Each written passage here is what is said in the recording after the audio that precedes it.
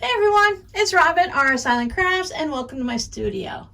Can you guess what we're making today?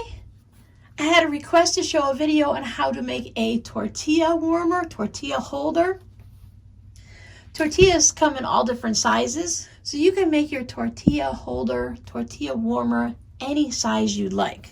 Today I'm going to show you how to make this simple method. There are other ways you can make it. Some people, you'll find a video on how to make it using binding, and then other people use a different method, and the way they sew theirs together, you end up with some raw seams on the inside. I don't like to have raw edges if I can avoid it. So this one, everything is perfectly sealed up and covered. I'll show you how easy it is to do this version. And we don't have to worry about using any type of bias binding on it.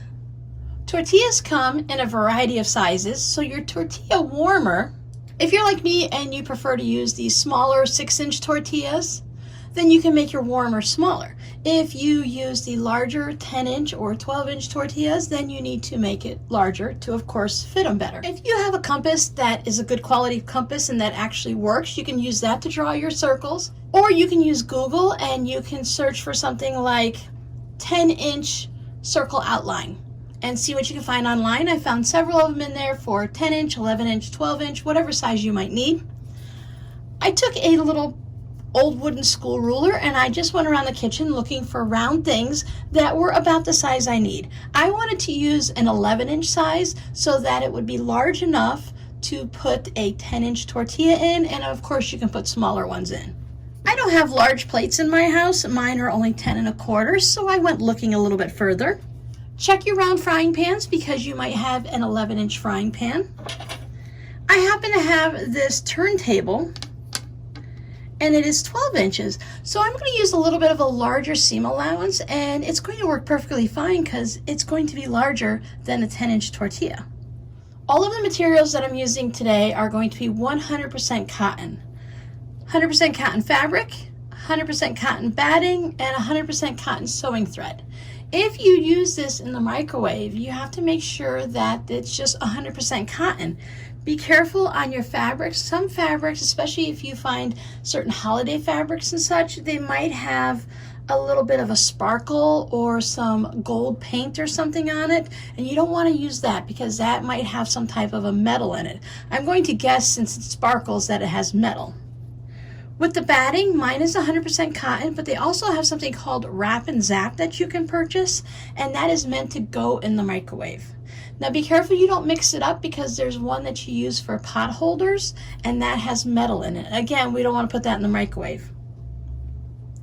Or you can just use this as a regular warmer. If you cook your tortillas on the stove top, or you put them in the oven, or I don't know, however else you might cook them, and then you put them in this afterwards just to stay warm while you're getting everything to the table, then it's still good to have 100% cotton material.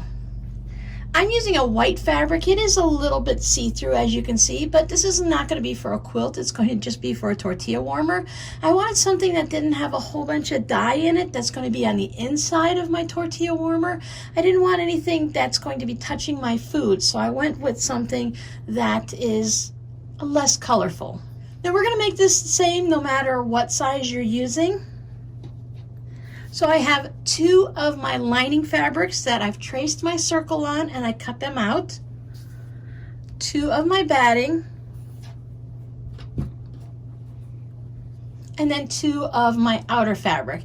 Now if you have something fun that goes with the theme of tortillas, maybe you might have some pepper fabric or something with avocados or some type of queso and dip and stuff like that. I have seen different fabrics like that. I am out of that fabric, so I thought I would just go ahead and use my, what is this, Marvel Comics, Wolverine, Thor, Iron Man and stuff like that. So I thought I'd just go ahead and use that for fun. We need to make 2 circle sandwiches, and we're going to start with our outer fabric right side up. Our lining fabric is going to go right sides down so that we have right sides together. Many times, if you've been with me for a while, we've been creating these projects where we stitch it around and we flip it like a coaster. So you may be familiar where we are going to put our right sides together, and then we put our batting layer on top of that. could put some pins in it, or you can just use some clips to hold it together. But what we want to do is we want to take it over to the sewing machine, and using about 1/4 of an inch seam allowance, 3/8 of an inch. For anyone that's really new to this process, you can just use the side of your presser foot. So when you take this to your sewing machine, you'll put this down underneath your foot, and then you'll just use the edge here. So you don't have to worry about that perfect exact 1/4 inch like when we're quilting. You just want to have the same thing on both circle sandwiches. When you sew them, you want to leave a little bit of an opening like this, 2-3 inches. When you start here, go ahead and backstitch and then sew all the way around and then backstitch there. We're going to use this to turn it right side out. Sewing circles can sometimes be difficult. Sometimes you have to sew for a little bit, lift your presser foot up, adjust the fabric, and then continue on. I'm using the 3/8 inch seam allowance because that's where it works with the side of my foot and my needle in the center, and I'm using a 2.0 stitch length. And as I'm sewing, you'll see that I just let my left hand help guide the fabric, and I use my right hand to pull my clips out. I put a ton of clips all the way around to keep everything from shifting. As you can see, I have my fabric on the top. The fabric laying nice and tight and straight is more important to me than the batting. Batting tends to stretch and shift, especially when it's 100% cotton. But I just put my left hand, I put slight pressure down. I'll pull this clip out, and I'll hold my right hand to keep these two fabrics lined up on the right hand side. And this hand, I can shift my fabric. So I just go slow. Well, I'm going slow for you. When I'm sewing regularly, I go a little faster. And as it's going, I'll just pull this clip out, make sure my fabric is laying nice, and this hand is just slowly guiding it. Since it's a giant circle and we're not working on a tight little space, I don't have to worry about it too much. I can take this clip out. And just by holding that pressure on here, it's going to automatically spin. I have the pressure and it's kind of slightly pushing it towards that way, not like shoving it or anything, just instead of going straight down, I have a little bit of pressure going this way. And if I need to, I can pick this up and make sure I'm staying lined up. And now here's regular speed.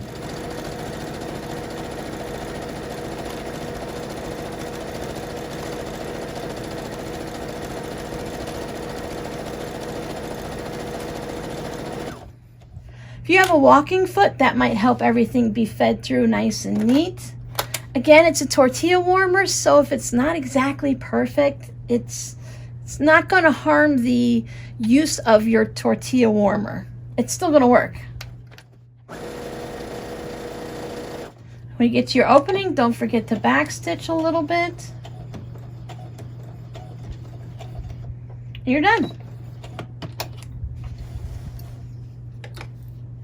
I like to take my circles over and give them a nice steamy press from the fabric side, just to make sure the threads are all sitting nice and everyone is laying nice. Sometimes when you're doing circles, if your tension's a little tight, it might get a little bit of a wrinkle to it or something, but if you give it a nice press, it usually works its way out. Before we can turn these right sides out, because we're dealing with a circle, which is all curves, we need to make some marks, some cuts into our circle all the way around, and that's just going to help the fabric ease a little bit so that when we turn it right side out, we don't get any weird puckers and the fabric isn't all tight. By releasing the stress and the pressure around the edges, we'll have a nice flat circle. If you have pinking shears, they are a great way to trim around it. This is my opening right here. If I'm going to use pinking shears, I do not want to trim this up at all. I want to keep that extra bit of fabric around there. That way it's easier to tuck in.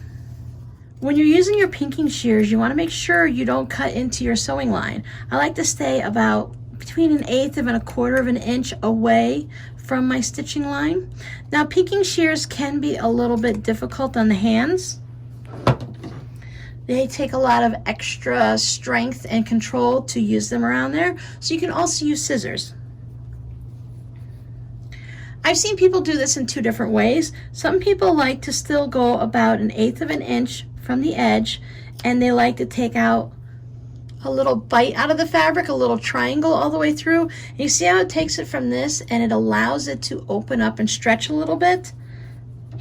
Or you can just make little slits, remembering to stay away from that stitching line. Now it's really helpful if you have scissors with a nice sharp tip to them where the point works really well, and then it's still going to do the same thing. When you're doing the little triangle cutouts, you can do it maybe every inch, inch and a half. I usually just do the little clips about 1/4 of an inch, 1/2 an inch away. And again, you can just use your pinking shears. Another little trick you can do is if your sewing machine has a hard time sewing through all of these layers, you can carefully fold back your 2 cotton layers away from your batting, and I would do this prior to doing any of the trimming, and you can trim down your batting out of that seam. Now my cotton batting is really thin and I don't have a problem with it. My machine's going to be able to handle it. But where my opening is, my little turning opening, I do want to trim this batting out of that seam. You don't have to be exactly perfect, and you can go ahead and dip down a little bit. It can be a straight line.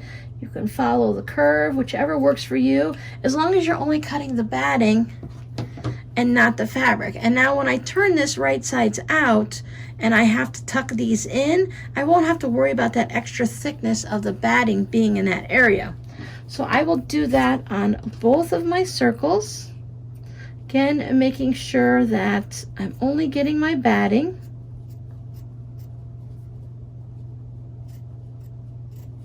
You don't want to go down too far, but after we turn these around, we are going to top stitch them so that it will still be caught in the seam and your batting is sewn together and touching all the way around there, so it'll be fine.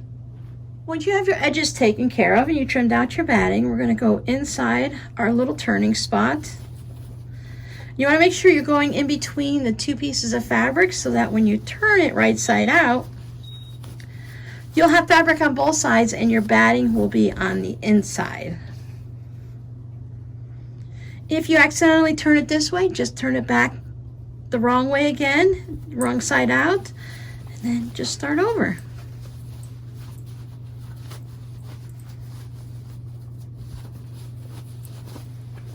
A larger hole makes it easier to turn, but a smaller hole is easier to close up afterwards.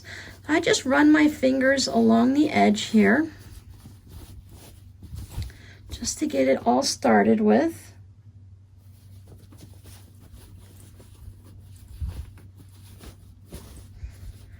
Then I take some type of a rounded edge tool. I always use my crochet hook. There are little point turners and stuff like that. You can use like a ballpoint pen that has a cap on it and use the tip of that.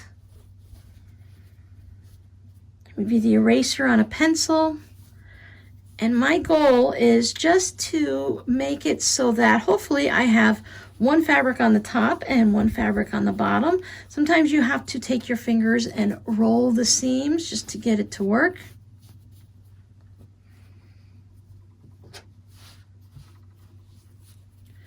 After you have it turned and in the way you like it, you'll notice that shouldn't have any strange puckers here, and that's because we release the pressure by using the pinking shears or making the little notches or the little slits so that the circle can easily turn this way. So if you have to, just try to roll it. I like to make sure the top fabric is more visible than the bottom, because you're not going to see it on the inside if it's the other way around. But I don't want that white fabric peeking around too much. Take this over and give it a nice press, and when you do that, you want to tuck these edges in, and when you do, you have to play with it a little bit so you don't have this straight edge. So while over there at the pressing station, maybe hit it with a little bit of water and just guide it around. And just fiddle it with it a little bit. You don't have to be perfect. If it's a little straight in a spot, don't worry about it. Just do the best you can to get everything to look like a round circle. Now, a little trick to help you get your rounded edges as round as possible If you lay down one of the circles that are already sewn, so here's the opening down there, so we're going to ignore that this one's done, but we're going to look at this rounded edge here. Then I can take this one down and I can line up these edges, and then I can play with the fabric and move it in and out to where I can get it as close to following this curve here as I possibly can. Now it's not going to be perfect and I have a little bit of a flat spot, but it's going to be okay. Again, tortilla warmer. People are going to be interested in what's in the tortilla versus the way it looks, unless of course you have fun fabric. But that's just a little helpful thing when you have two circles, that it can help you ease out that curve and make it look nice. Now I'm going to take both of these over to the sewing machine and I'm going to top stitch, and that's about 1/8 of an inch. Just following right along here, following the curve, and I'll do a little top stitching still with the 2.0, and that's going to get everything to lay nice and flat, and this is also going to close up this hole. And I'll do that with both of them. Once everybody is top stitched all the way around,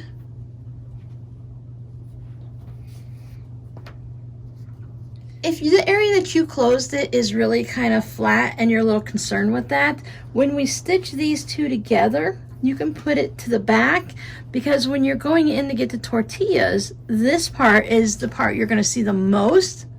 So if this part's nice and rounded, nobody's going to look back there. We'll line these two up. We want to find the halfway point, because when we stitch this closed, we're only going to stitch half of it. We're going to leave this open so it'll be easy to get the tortillas in and out. So you can put a couple pins there. You can fold it in half to find where it's at.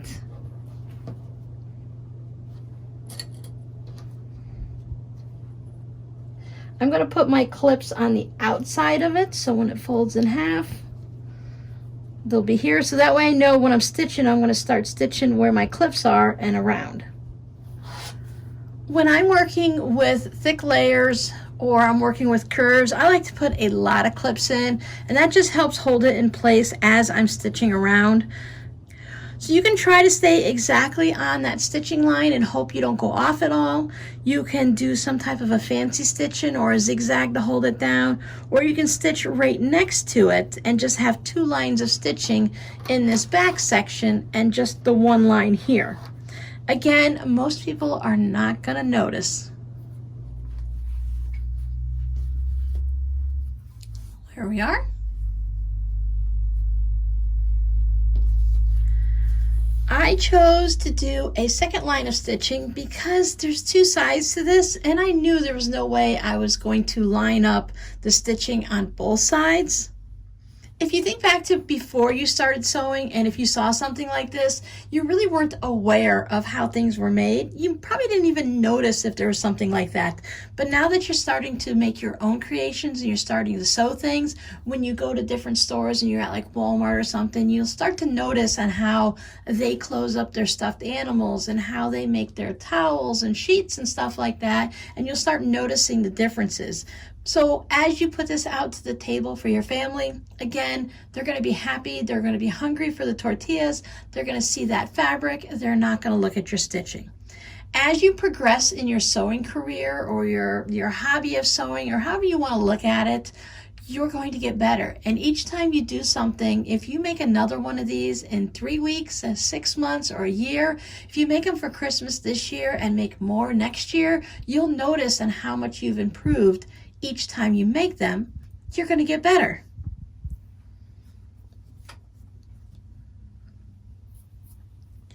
I saw a meme recently where someone said even the ugliest quilt will keep you warm. So even a mis-sewn tortilla warmer will still keep your tortillas warm. Your scrappy word for today will be warm. I hope you found this project not only easy to make, but also fun to make. Start sewing now for Christmas so that you'll be ahead of the game and you won't have to stress out at the last minute. Make a bunch of these for yourself, make them for family members. You can make this as a gift all the way across your family so that each household has their own. Change up the fabric to fit their family or just find fun tortilla fabrics. Thanks for hanging out with me, and I'll see you guys in the next video. Bye!